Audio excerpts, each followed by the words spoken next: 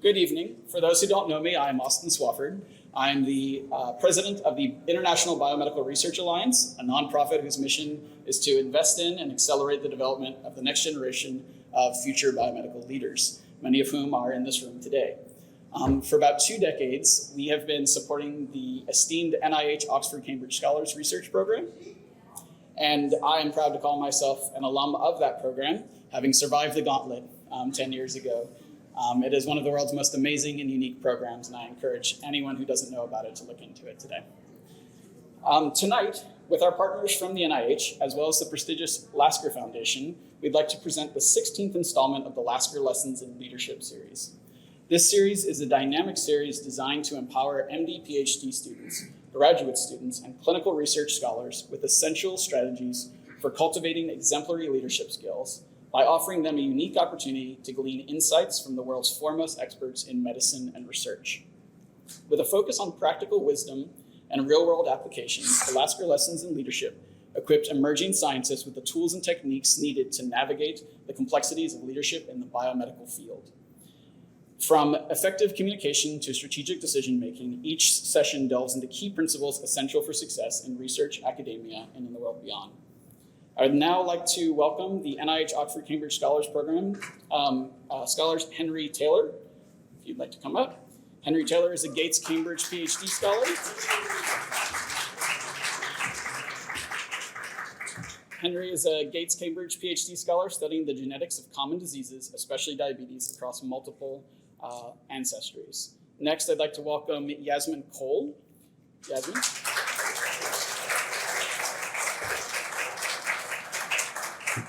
Yasemin is a Gates Cambridge MD PhD scholar studying the genomic landscape and metabolic markers of cancerous tumors. And last, I'd like to welcome Kritika Singh, a Rhodes Scholar who is, well, give her a clap.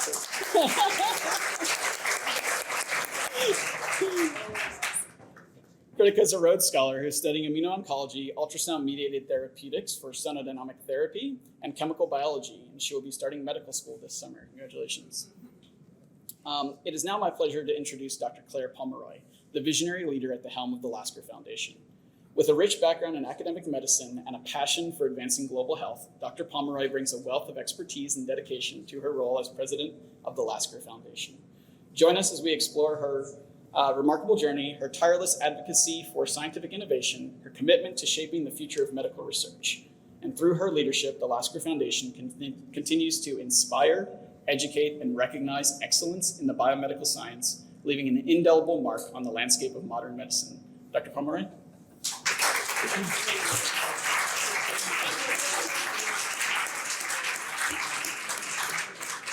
Well, thank you, Austin. I appreciate that wonderful introduction. And let me add my welcome to all of you for what's going to be a really exciting evening. I'm looking forward to learning things from these interviews. You know, this program is about the future. It's about the future of medicine and science. And so I look out there and I see just the most amazing next set of leaders, and you inspire me. I was talking to Dr. Schiller, who is one of our Lasker laureates this evening, and I said, you know, sometimes I look around the world, I listen to cable news, I get depressed, and then I come to these events, and I meet all of these like fantastic, inspiring people. So thank you, because you make me happier. It is now my honor to introduce our next brief speaker, my boss. So one of the things that you will learn is that you will always have a boss. And as president of the Lasker Foundation, we have an amazing board. And one of the members of our board is Dr. Al Reese. And let me tell you, he is an exemplar of what an MD, PhD scientist can be. He's been a member of the Lasker board since 2021. And if you read his CV, which I urge you all to do, you would be blown away. So he got his MD at NYU and his PhD in biochemistry at the University of West Indies. So he's one of you, he's an MD, PhD. He went on to do his OBGYN residency at Columbia and his maternal fetal fellowship at Yale. And along the way, he decided he'd pick up an MBA from Temple as well. So he's a member of the National Academy of Medicine. He was the former dean of the School of Medicine and the University EVP at the University of Maryland. And he's currently the director of the Center for Advanced Research, Training, and Innovation at the University of Maryland, where he's also an endowed professor and senior scientist in the Center for Birth Defects Research. And he looks at biomolecular causes and consequences of diabetes-induced birth defects. He's written more than 12 books, so you guys still have a little ways to go to catch up with him. More than 500 publications. And just pertinent to this evening, he is also responsible for developing the technique of embryo fetoscopy, which helps with early prenatal diagnosis, our topic for this evening, and eventually current corrective curative therapies. It is my honor to introduce Dr. Al Rees.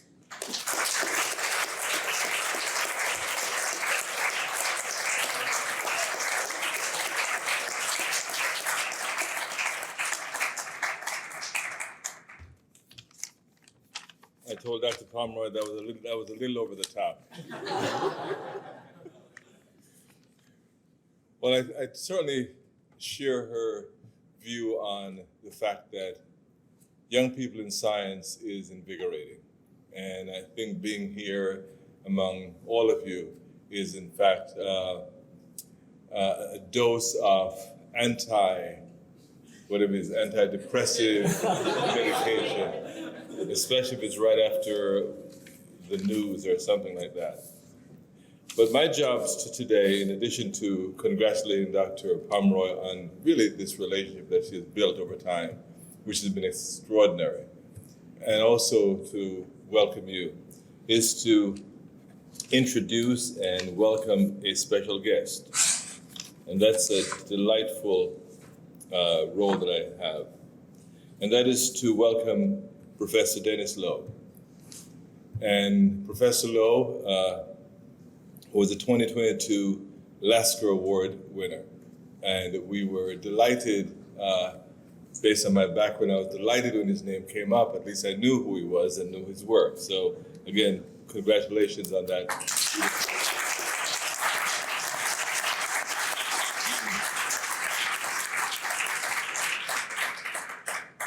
So Professor Lo has had an extraordinary and distinguished and impactful career.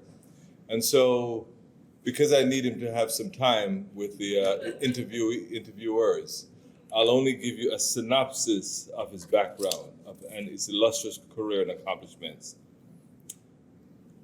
Professor Lo grew up in a British Commonwealth, and I can appreciate that perspective, having grown up in the British Commonwealth myself.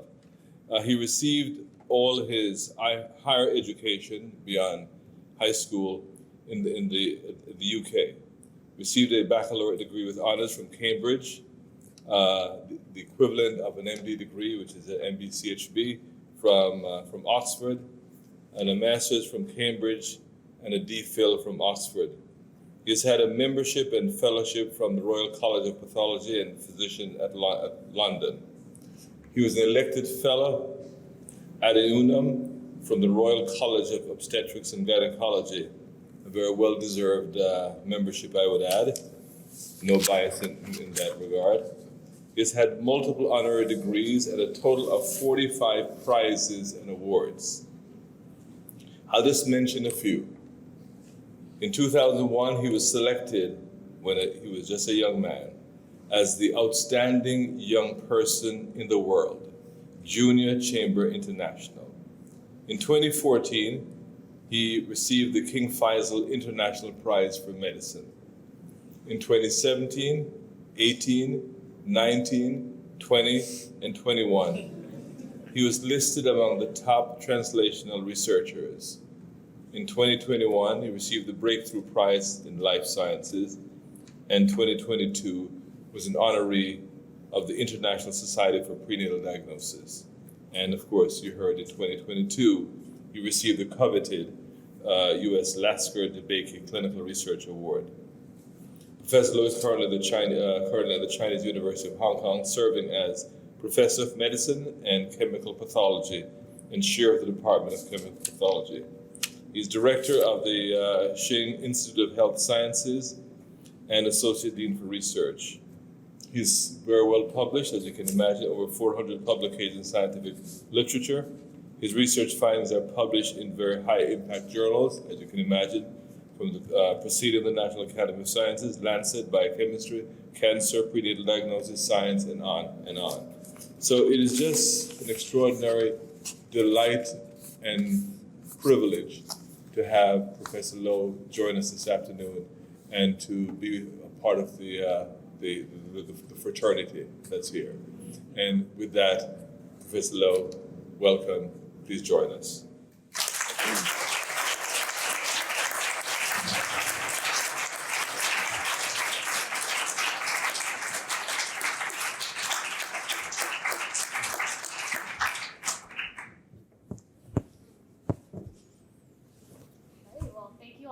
For those introductions, and I'm really excited to welcome Dr. Lo to the stage. I know we had a chance briefly to talk earlier, but I can't wait for this conversation, and thank you again for being here.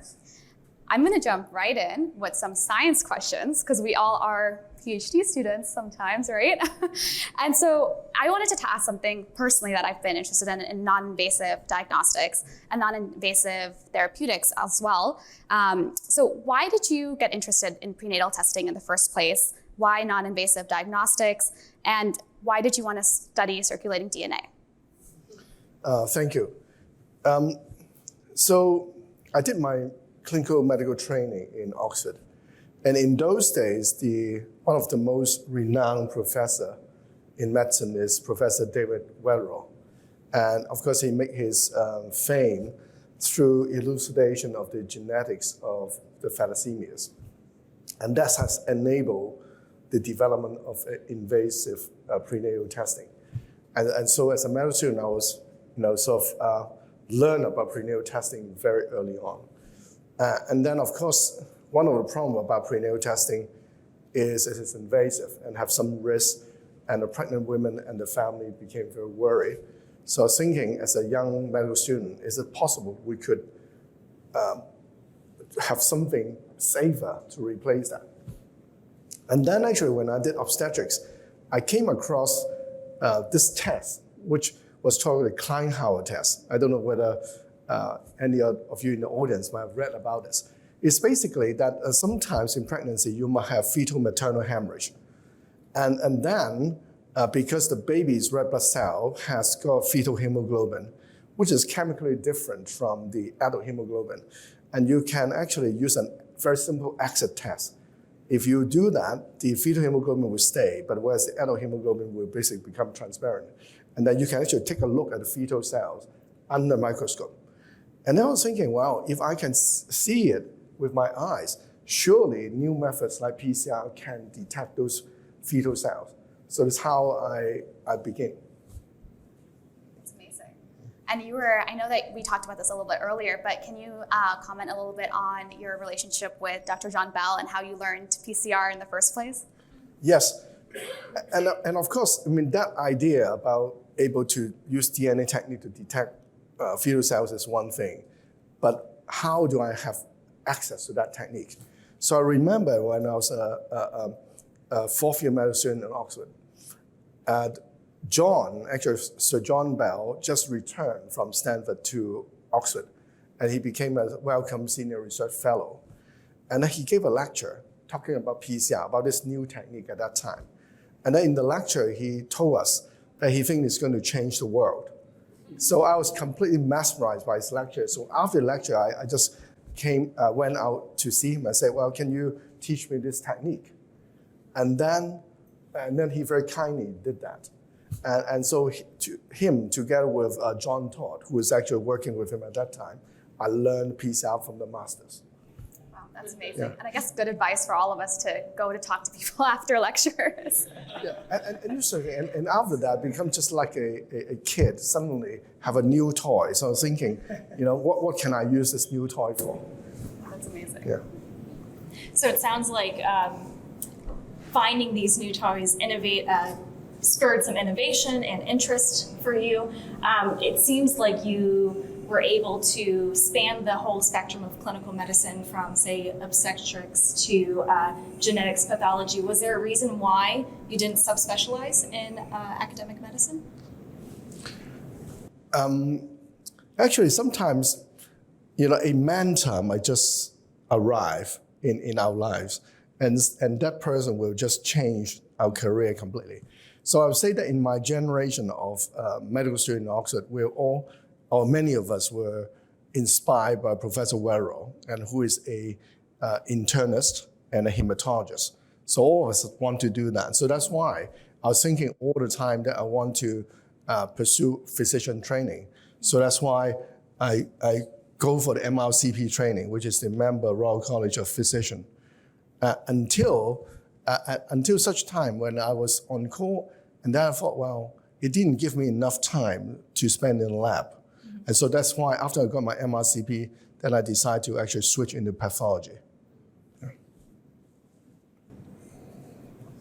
Great. So I'll jump a little bit into some of the ethics of prenatal genetic testing. So throughout the years of developing this technique and then therefore the applications in either obstetrics, for cancer, et cetera, how have you involved different stakeholders in applying these technologies to these fields? Okay. Now, so I think that prenatal testing is now an established part of modern obstetrics. So pregnant women are already accessing this tool. But in a time when we were developing non-invasive prenatal testing, women have to undergo this invasive procedure and so subject themselves and the fetus to the risk. So I'm thinking that if I can develop a technology which will remove that risk, then to me that is actually a win-win for the pregnant woman and her family and also the medical side. But of course, like everything else, there's always a possibility that people might misuse the technology. And so, for example, certain individuals might, for example, in certain culture, they might use it for prenatal sexing and then do sex selection. And so I was very aware of the possibility of misuse. So that's why I remember when we filed the first patent, we actually stipulate as a rule of the condition of the licensing that you cannot actually use it for sex selection. Yeah. And of course, after that, during the further development of technology, the issue of ethics, it constantly will debate. Now, for example, like in 2010, I was able to sequence the whole genome from baby, from mother's blood. And of course, that also opened a lot of ethical issue. And indeed, the Nuffield Council of Medical Ethics actually had a particular report on this. Now, because you can imagine,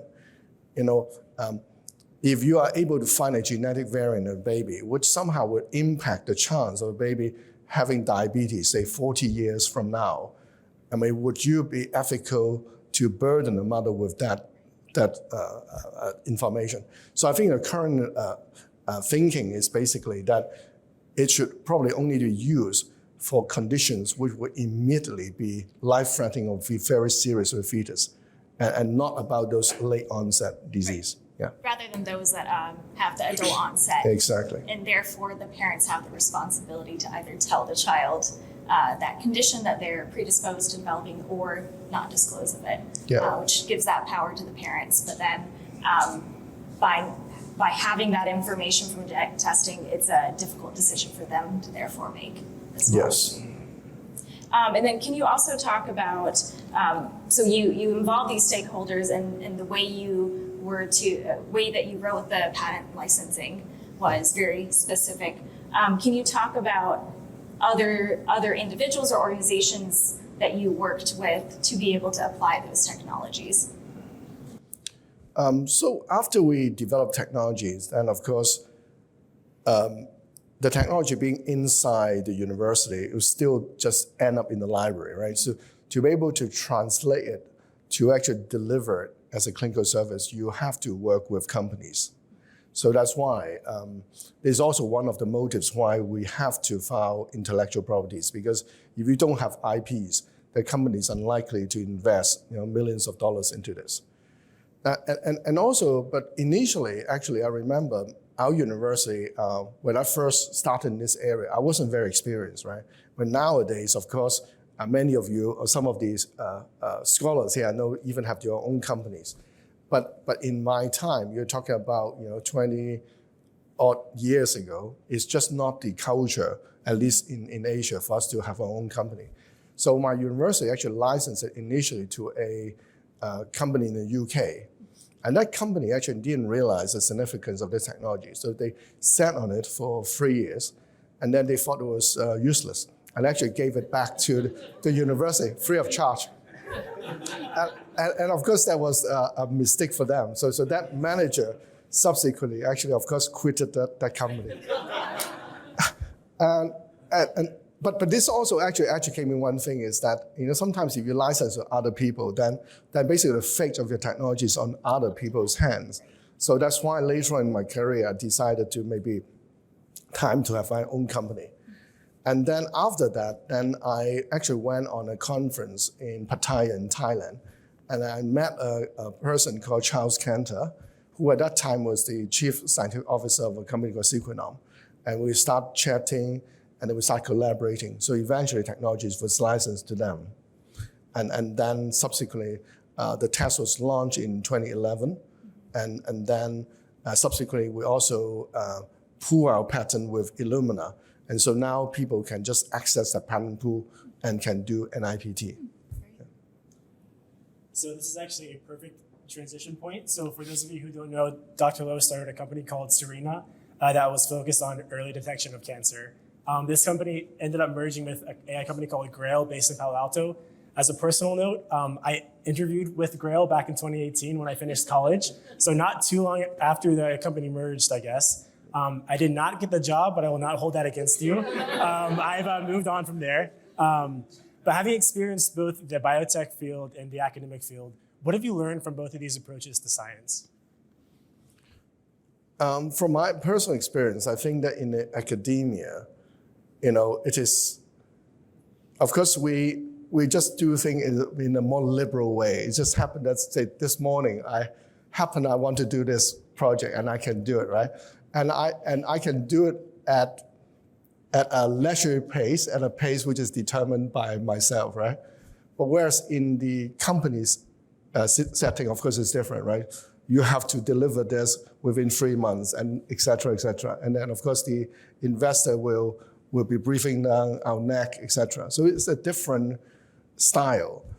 And personally, I'm still a more academic type of person. So even though I have founded a company, I have not actually taken a step of jumping in and be a CEO or CSO of a company. So I prefer to work in academia. Yeah. So I know there are several people in this audience that are potentially pursuing careers in biotech. And there are some like myself who want to stay in academia. What advice would you give to us as we start to approach these choices that we're making that would have impacts on our downstream careers? I think that, if you're thinking about anything you think about, for example, starting a company or et cetera, I think the IP is very important. So I would strongly recommend the scholars here to think about or learn about how to file IPs. Because I think IP is really an art, So it actually took me 20 odd years to sort of gain a bit more feel about how to file intellectual property. Because it's different from writing papers, because you're basically playing a game that you're anticipatory from what you have now, and you're trying to see or guess how the field will develop for the next 20 years for duration of IP, and try to look at it that way. And it does take time. And also personally, in some centers, they'll just delegate it to lawyers. But actually in my center, even my students, I actually encourage them to actually write their own patent, even in year 1 or year 2 of their PhD career. And because it will start them thinking about what actually is is the implication of your work. And that will actually broaden their horizon. Yeah. That's really good advice. Yeah, I wish I would have learned how to write patents years ago. I think there's something really interesting also that you've touched upon with both the ethics and the companies is how do your technologies that you've been involved with working on live on their own once you've finished kind of doing the prenatal testing or filing the IP, it's at the company's hands or in the public's hands. So as a scientist, how do you envision your role in either the ethical, like are you involved in those conversations and how this can be used? And how much are you involved in the company? Like how are these things living on their own? So actually, my thinking is that I actually would encourage scientists to be more proactive with the interaction with the companies. And the reason is because, once again, if you don't interact with them, and you just be completely segregated from them, then you actually have no say about what happened to your IP, right? Because sometimes with your expertise, you can actually accelerate the field, by a number of years. And every year, could be some lives saved, some patient can benefit. And also the direction. Sometimes they will go down the wrong direction just because they think there's a cheaper way of doing it. For example, I remember when we interact with Sequenom, at that time, of course, they want the NIPT test to be a PCR-based test, right? Because it's cheaper. But we know that actually the sequencing-based test makes a lot more sense, even though it's more expensive in those days. And like everything else, technology gets cheaper as more people uses it. Yeah. Fantastic. So I think we'll kind of pivot from your science to kind of more of how your career has developed. So many people here, as you are well aware, are either current or fellow or former students at Cambridge or Oxford. And so having experience both at Cambridge when you were in undergrad and for your master's degree, and then experience at Oxford for your DPhil as well as your doctor's and your MD or your PhD for medicine. How has your time there kind of cultivated your intellectual curiosity and shaped your scientific pursuits? I think that when I was doing my clinical school in Oxford, one good thing about the course or about the curriculum is that it is a continuous assessment type of system. So for example, like every module, say pediatrics is 8 weeks. And then after you finish 8 weeks, you take the exam and that's it. And then you go on to your next, say, obstetrics. Whereas in some other medical school, they will do a very big exam at the end with a very frightening failure rate, right? Because I remember in Oxford, when I come to doing my finals, the teachers actually told us that they haven't failed anybody for the last 3 years. So basically you go in feeling safe, right? And so that allows us to have this freedom to spend some time during our study to do some research, like what I've done. And so I think that is what I really enjoy. And another very interesting thing is that the teachers are really very inspiring. I mentioned about John Bell, I mentioned about Dirk Wetherall. And I remember when I was in the Nuffield Department of Clinical Medicine, they have this grand round.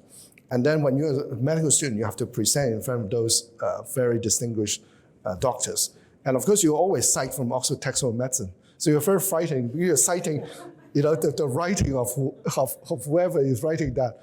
So, but all of that is really very inspirational to me. And also I remember when I was in like the Radcliffe Infirmary, you see on the walls some very famous clinician scientists like Charles Sherrington, Nobel Prize winner, neurology. So all those, will inspire you to try to actually get the best of you, to push forward medical science. And you had mentioned that because of the intellectual curiosity and freedom in Oxford and Cambridge with your curriculum and schooling, that you were able to approach different topics and learn as much as you could. I'm sure with those, although you had, say, a very high pass rate, that you had times where you may have failed or done poorly. Similarly, from your interview from JCI, you had mentioned that it took you 10 plus years to be able to detect fetal DNA. how do you deal with these times of difficulty, and how do you build that resilience? Or how did you build that resilience? Well, of course, some aspect of it will depends on having very understanding bosses, right? Because I was lucky that even in 10 years without too much productivity, my boss has not fired me. so that bit is important. But of course, I would imagine that some of the reason why they haven't fired me maybe because they also have went through the system. They know how difficult it is to make original discovery. And so they had some patience. And also, secondly, in a way, luck, of course, also play a part. I mean, because I remember that initially when I started working on this prenatal testing, I went down the wrong path. For 8 years, I was looking for fetal cells in the mother's blood, and there are not that many cells. And then after that, I switched to cell-free, which is in the plasma, and then suddenly the field exploded.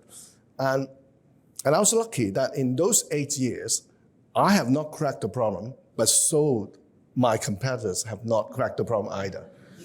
And also, frankly, at that time, the technology was simply not ready. Because at that time, we don't have the human genome. We don't have next generation sequencing. We don't have all this powerful computers that we need for bioinformatics. And so the time was just right. And also for the 8 years, even though it didn't work, it actually allowed me to basically rehearse in my mind, what would I do if suddenly I find a source of fetal DNA? So that's why after I find it, then suddenly it can go very quickly. And also, when I first worked in this area, I was just a medical student in Oxford. I didn't have grants, I don't have a research team. So even if I found the fetal DNA in maternal plasma when I was a medical student, I suspect I would just be overwhelmed by all these subsequent people. Yeah, so I think the timing is important. Yeah. That's really inspiring to hear about on like the tail end of the PhD after many, many years of some experiments that work, some that don't, and just kind of the luck involved. I think it's very, very inspiring to hear about. And kind of on that land of like people who believed in you and like your mentor or your boss who didn't fire you when things weren't working. I know that there are many mentors in the audience. My mentor is in the audience, Dr. Schiller, and I think there's many future mentors. A lot of us want to go into academic medicine and have our own students. As a mentor to graduate students yourself, who are interested in this physician-scientist melding of not only clinical medicine and research, but maybe also of policy or biotech, what skills and qualities do you feel are really essential for success, and how do you cultivate these skills in your students? Yes, I think clinician scientists are important because they are the bridge between basic science and clinical medicine. So as a doctor, we know what the patient needs, and that as a scientist, we know what is technologically possible at a particular time. And I think that the broad training in medicine that we have as a clinician is very useful because you basically, even though you may not be expert in all the fields, but at least you know roughly what are these current state of the art in the field. And that allow you to see connections, which people think are seemingly separate field, but suddenly when you see a connection, you make breakthrough that way. Now, for example, like I was looking like a baby growing inside mother. The placenta is a bit invasive. And I thought, well, the placenta looks a little bit like an invasive tumor. And that means whatever I do for the prenatal testing can be applied to cancer. So that's why we did that. And also another very interesting thing is, for example, I first detect the fetal DNA in maternal blood by using the Y chromosome. So when a mother is carrying a baby boy, then I can detect a Y chromosome from baby boy in the mother's blood. And then as a clinician, I started trying to think, in what other clinical scenario when you have male tissues within a woman? And then suddenly I thought about transplant. So if a man donate a liver to a woman, would that male liver release a male DNA into the blood? And then we observe another phenomenon. And now that phenomenon is used by, like Sean here at Enoch, to try to monitor organ rejection. So it's through that connection that you are able to make progress. Yeah, no, it's definitely following those threads and those connections all throughout. I think that's really, really inspiring to hear about. And you had talked about being able to merge the gap between, say, clinical medicine and science has allowed you to push through those barriers. Can you also talk about how, with that has influenced how you view patents? Is there any direct connection between the two? With patents? Patent development. So what, although you had developed certain technologies with that and then therefore wanted to file a patent, has the skills that you developed through being in clinical medicine and in basic science influenced that? I always think that patent is like a game. It's almost like playing some sort of chess, right? In which, like playing Go, when you're trying to circle a particular area and say that area is the embodiment of this invention. So it's the way I look at it that way. And also another very interesting thing about patents is that if you file a patent, you have to be prepared to defend it. So that is very important mentality. It's just like you learn karate, right? But if you've never been in a fight, you cannot be that good a karate fighter. So that's why, unfortunately, to be a very good patent writer, you really have to be involved in litigation. So over the years, I would say for the last 15 years, almost every year I'm involved in some sort of litigation.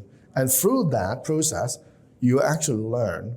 It's like you are sort of battle hardened. Right. Yeah. And similar to what you were saying before on resilience, Yeah. you're going through these processes and learning so much from them, and Yes. therefore able to build a better future product. Actually, talking about resilience, I want to tell you one thing. Because when you are going to patent litigation, there is a particular process which is called deposition. I don't know, you probably have heard of it or even seen in TV, right? And the process is really very interesting. I've been to several depositions, and every time, basically, they can interrogate you for 2 days, and every day can be 7 hours. And actually, before I went into a deposition, my lawyer actually told me that the deposition is almost like if you play soccer, you're like in the penalty shootout at the end. You are the goalkeeper. You can only lose. You cannot win. And your goal is to make sure they don't score within the 7 hours. So, and if you have been in a deposition, then you will know that your PhD viva is just a walk in the park. I was going to say, it doesn't sound at least like a PhD. We can add a JD after your name too. And I mean, you've had to make some really important decisions in your life and gone through a lot of resiliency. And I think in our careers, we all go through these kind of crossroads, whether it's at the end of our PhD, whether it's at the beginning of our PhD. For me, I've just had to make a really tough decision about where I'd go to medical school, balancing both personal and professional aspects of my life. And I know you moved back to Hong Kong after completing your degrees in the UK. How did you make this tough decision? What guided you, and what has guided you at other tough decision points in your life? Thank you. So my wife and I were both born in Hong Kong, and our parents were in Hong Kong. So it has always been our plan to actually move back to Hong Kong at some stage.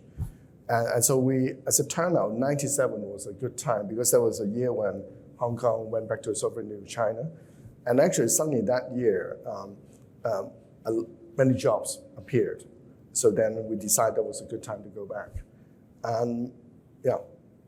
Thank you. Yeah, that's great to hear about, especially that you're so true to your roots and to your family as well. I think that's inspiring to all of us who are trying to manage this kind of very strong professional life, but also staying true to our roots as well. Yeah, and I think the family and the science are equally important because it's what makes us, as a scientist, as a person. And our parents, I would say that for the last 20 years, I'm back, that period with both of our parents is worth every bit of it. Yeah. And can you talk about, during those times where you had difficulty the support structures you had apart from, say, your wife and your family? Like, how did you build those networks?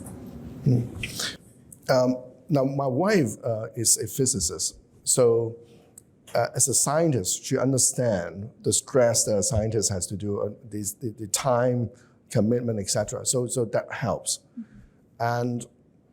But as far as you talk about the difficulty during those periods, then I would say that, even though at that time when I was working on the wrong direction, even though I couldn't get this answer to my question, but every day, in a way, you're still making some progress. For example, you find this path doesn't work. I mean, that by itself is actually, you look at it in a positive way, it actually is useful. And also at that time, I spent a lot of effort into developing assays which are more sensitive than previous generations. And actually, that thinking actually helped me later on when we discovered fetal DNA in maternal plasma.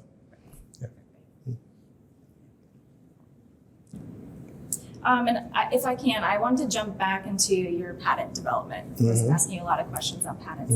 You had mentioned that you would recommend that first-year PhD students become involved in the patenting process. For those that aren't in, say, laboratories that have that commercial bent, what would you recommend? How do you actually get started with patenting? Well, I think, of course, it depends on the nature of your project, right? Because actually, one thing interesting about patenting is recently there's a lot of debates about patent eligibility. I don't know if any of you have, who are in patent will know. This is actually a bit of a nightmarish scenario.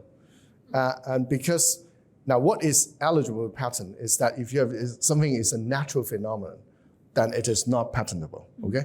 If something is an abstract mental process, then it's not patentable. Now, while you say, well, that sounds reasonable, but the problem when you delve into detail, then it's difficult, right? For example, like an iPhone, right?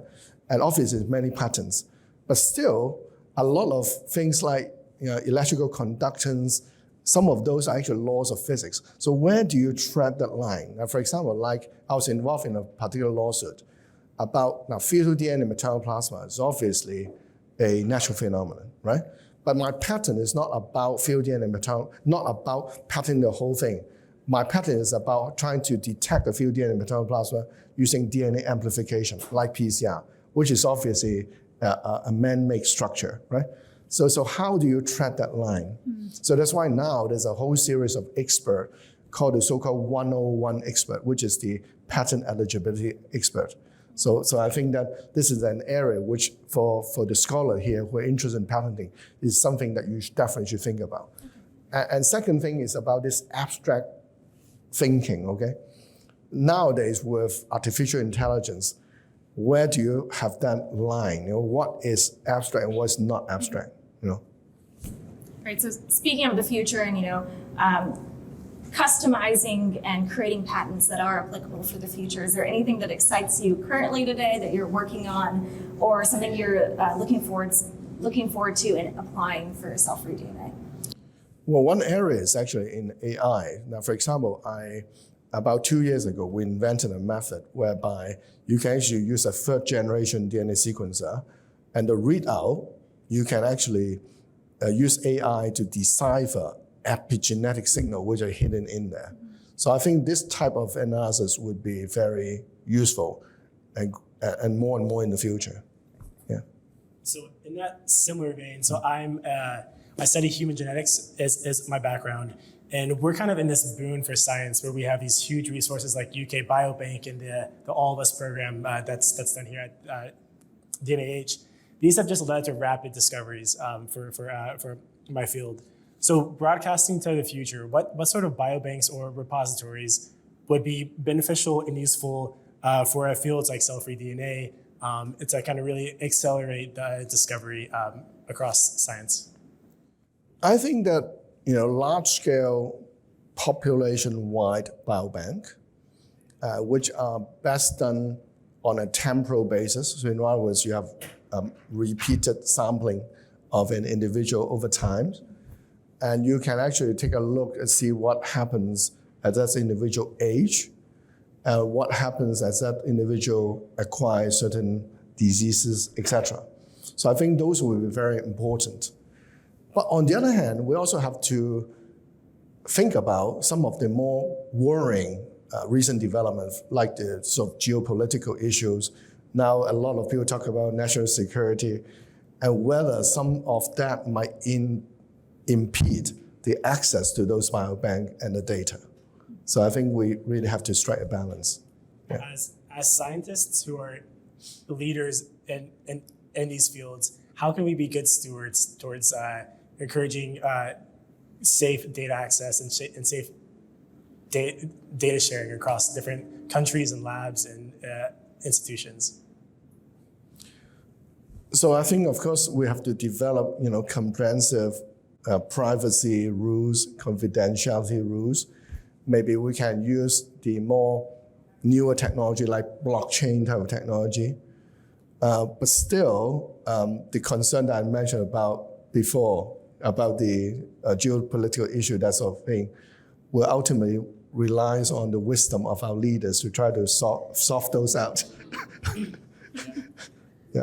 And as the last kind of future-focusing question, in your vast experience throughout the work that you do, the work that you engage with, in the boards that you're a part of, biotech work, everything that you've done, what is your advice and what is the most promising opportunity that you find for future graduate students? Like, what would you do? Well, I mean, this is such a broad question. I think in each area, there probably are some potential very big winner, right?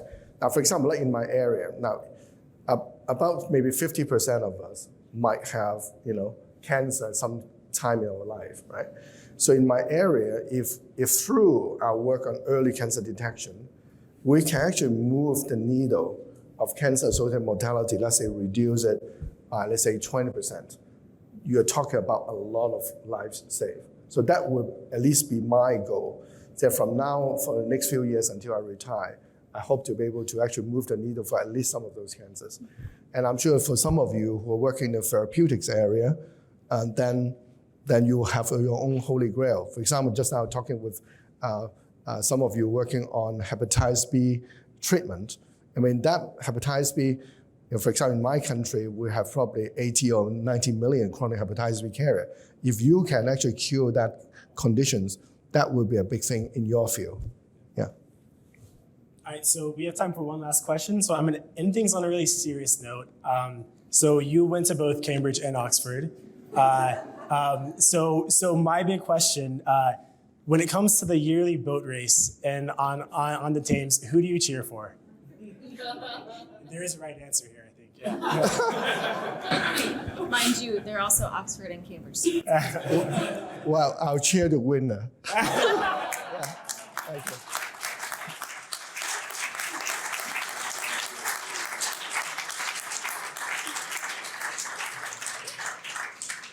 Thank you so much, Dr. Lo, and thank you to our scholar interviewers for such an incredible interview session.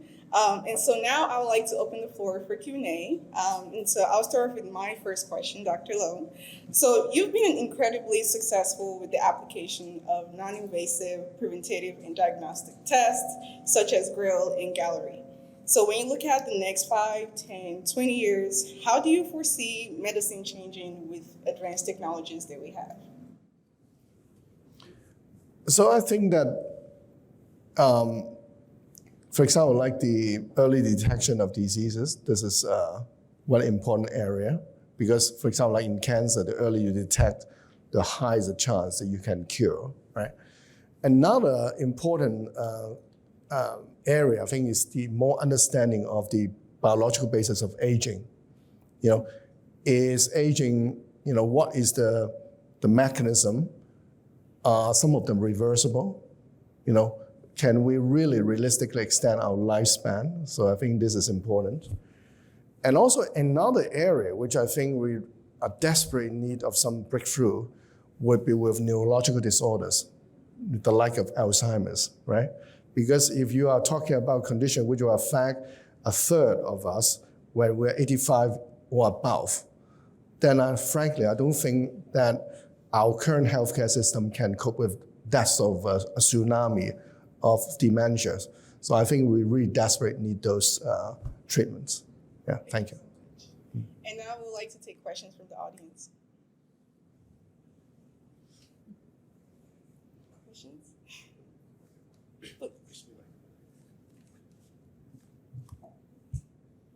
I can also just shout.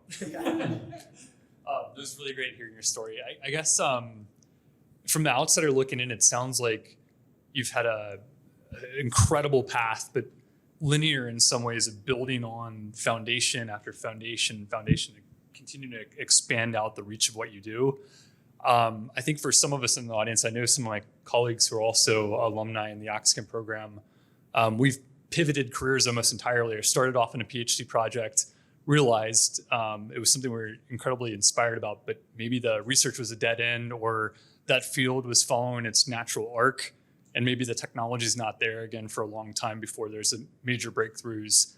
Have you had to pivot during this time? And I guess during those times of pivot, what do you look for inspiration? On the inspiration part, I also want to ask, is it true that one of your inspirations for a discovery was Harry Potter in 3D? So. Yes, so thank you. Yeah, I mean, actually, I do have a lot of obstacles in my career, and sometimes I do have to pivot. Now, for example, like I remember when we are talking about the NIPT test, okay? Of course, we now see this test as being just a direct linear path. But actually, no, at that time, we were thinking about multiple solutions to the problem. Now, for example, at that time, in the mother's blood, fetal DNA is only a minor fraction of the total DNA. So initially, I was thinking, is it possible I could somehow enrich for the fetal fraction? How do you enrich for that? So we're looking at biophysical characteristics. Are the sizes different? Longer, shorter? Do they have different methylation status, which in those days is a new thing? Or can we look at gene expression, look some genes which only expressed by baby or not by mother? And then finally, we find that, well, we can actually use some very precise sequencing, quantitative sequencing to solve that. So actually, we do each of those, and each of those is a major endeavor. And then when we hit the wall, it's actually very painful. So there's that one thing. And second one, which might actually console some of the PhD students here. So because I was working on the prenatal testing as a PhD student, but it didn't quite work as I mentioned. So in the second year of my PhD, I actually went and helped another PhD student do something else completely. So actually, she was working on maturity onset diabetes of the young. And so I was actually in some of those papers about glucokinase being a diabetes cause. So yeah, sometimes things doesn't work. Actually, usually they don't work. And then if you really are stuck, then go and do something productive with your time, like what I've done. And also secondly is that the answer sometimes might actually just permeate in your daily life. So that's why you mentioned about the Harry Potter. Because after we have developed Down syndrome test, I was thinking, what is the limit that I can push the technology? And I was thinking, well, maybe I can sequence the whole genome of a baby. So I was thinking of one algorithm to solve that. I've been thinking about that for 2 years, but it didn't work. Until one day, actually, I saw this movie. It's Harry Potter and the Half-Blood Prince. As you remember, actually, that movie, the first 10 minutes was in 3D. So I remember I was in the cinema with the 3D glasses. And then I saw the Harry Potter sign flying towards me, the 2H, right? Harry. And then suddenly I saw the two stroke of the H. Looks like 2 chromosomes. and suddenly I realized for every pair of chromosomes the baby has, one is from a father and one is from a mother. What it means is that I need 2 algorithms, one for the father side of the fetal gene and one for the mother side. And suddenly within 5 minutes, I crack it. So, and actually recently, I also have another very interesting idea. Is that one of my students actually recently, because we're looking at the fragmentation of DNA in blood, right? And then the fragmentation is caused by nuclease. So one of my students knocked out nuclease gene in the mice, and they find that the methylation status changes completely in the mouse blood, and then write up a paper. But the problem is that we cannot think of any use of that observation, except that if you have some people with nuclease gene deficiency, then the Grail gallery test will be abnormal. But that's not very useful, right? And then we have to prepare a cover art for her paper. And then after we draw out that picture, it's basically a picture of a railroad with some signal lights, and then controlling the gates coming up and down. And then the railroad actually was drawn in such a way it looks like a DNA, okay? And then I was thinking, the question to ask is the opposite question, and that is, by looking at the gates up and down, can you predict the signal light on or off? And the signal light was epigenetic signal. So then we invented a new method in which I look at how DNA is cut, I can predict the epigenetic status. So all those tips are actually in the environment. It's just that your mind has to be prepared to get it. Yeah, thank you. So really, Professor Lo or Dennis, really inspiring career. And may I say, your ability to allow collaborations and or to teach others this technique have really caused an explosion of different approaches to look at cell-free DNA. I want to say thank you for that. However, I have one question. I wonder if you could think aloud about what, in your view, had been some key points that have caused that may contribute to the explosion of cell-free DNA. As some of the audience may know, in many academic centers, in many industries, in many branches of medicine, different techniques are developed almost every day. I work on cell-free DNA, but I can barely keep up. There's an explosion all across in different areas, different institutions, different diseases. From the time of which you detected this in fetal plasma up to now, what are some of the key components that you could say might have contributed to this kind of growth in that field? I think one of the reasons is it is much better than the previous generation of technology. The previous generation technology, you're talking about the like of using ultrasound to measure the nucleotranslucency. You're talking about some serum biochemistry. And for that sort of test, depends how you apply it. The possible predictive value could be single-digit percentage. But now with NIPT, you're talking about 90% for Down syndrome. So there's a quantum jump in the accuracy. This has certainly played a part. And now there is also the availability of technology like next generation sequencing just coming in at that juncture. And the sequences are getting cheaper, and so that also helps.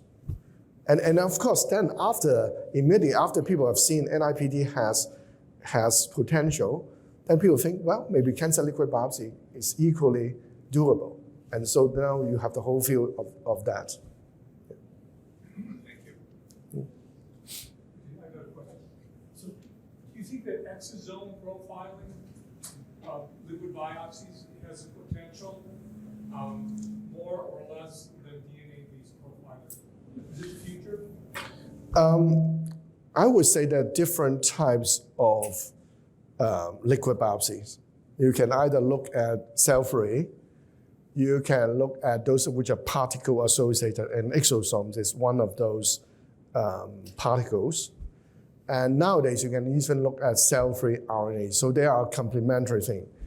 But if I'm trying to wear a critical hat, I have not yet seen an application that exosome give you completely unique result, which the cell-free field can give you. So I think if somebody can arrive at a particular very unique application, then that would be a winner. Yeah. Thank you. All right, thank you guys so much. For the sake of time, we'd like to honor and extend a heartfelt gratitude to our esteemed speaker, Dr. Dennis Lo, for sharing his invaluable insights and expertise tonight. Through his pioneering work and unwavering dedication to advance medical research, Dr. Lo exemplifies the essence of leadership in the biomedical field. As we reflect on his wisdom and the lessons learned throughout this series, let us embark on our future endeavors with renewed inspiration and determination. Together, let us continue to strive for success and foster collaboration and push the boundaries of scientific innovation. Thank you, Dr. Dennis Lo, for illuminating our path forward with your brilliance and vision tonight.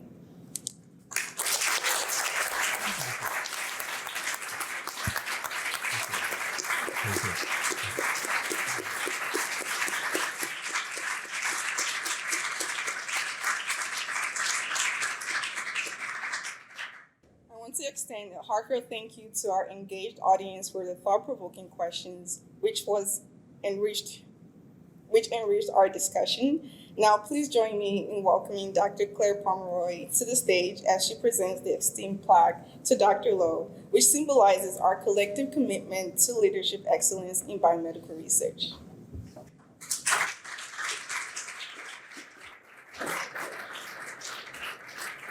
So Claire, thank you very much. Thank you. Thank you.